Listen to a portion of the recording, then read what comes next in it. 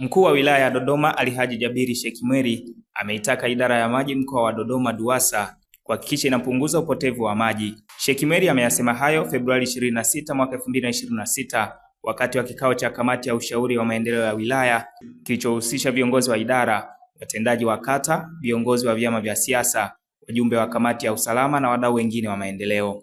DUWASA, tuwaombe sana mdhibiti wastage. Maji yanayopotea ni mengi sana wakati kiwango cha uzalishaji pia ni kidogo kadri ya mahitaji. Kwa hiyo nadhani nguvu mnayotumia kwenye kutafuta vyanzo vipya, nadhani mngeipunguza kidogo hiyo nguvu, mkadhibiti yanayopatikana yasipotee. Pengine hii na kisu tunayosema isingekuwa hapo. Lakini la pili kwa DUWASA ni maji taka. Mara nyingi tukasikia kufanya mawasilisho, kuna story nzuri unaisikia unaelewa ya maji safi. Ya maji taka kwa maelezo yake sio ya kutosheleza sana. Usisangae huko hata kama nguvu yake sio kubwa, lakini ikitokea changamoto ya magonjwa ya mlipuko huko ndio kwenye shida zaidi. Kwa hiyo tuombe kuongeza nguvu na msukumo kwenye mipango na bajeti zenu kwa ushauri wa chango hichi kuimarisha usalama. Awali akiwasilisha bajeti ya DUWASA, mkuu wa kitengo cha mipango, takwimu na ufuatiliaji Eric Kilangwa alieleza miradi ya kimkakati iliyopewa kipaumbele kwa mwaka wa fedha 2026-2027. Tanzania Investment Bank jumla ya shilingi bilioni 4.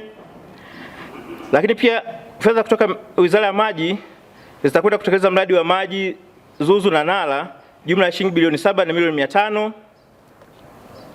Fedha kutoka Wizara ya Maji zitakwenda kutekeleza pia mradi wa maji katika eneo la area C na D ambapo jumla yake itakuwa ni bilioni 1 milioni 268 631 na 400.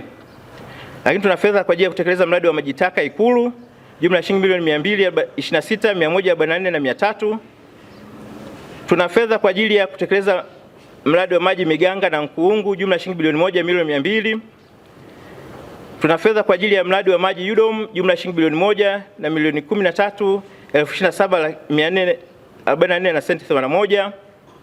Tuna fedha kwa ajili ya uboreshaji mtandao wa maji safi katika miji ya Chamwino, Bai, Kongwa na Kibaigwa jumla ya shilingi bilioni 2.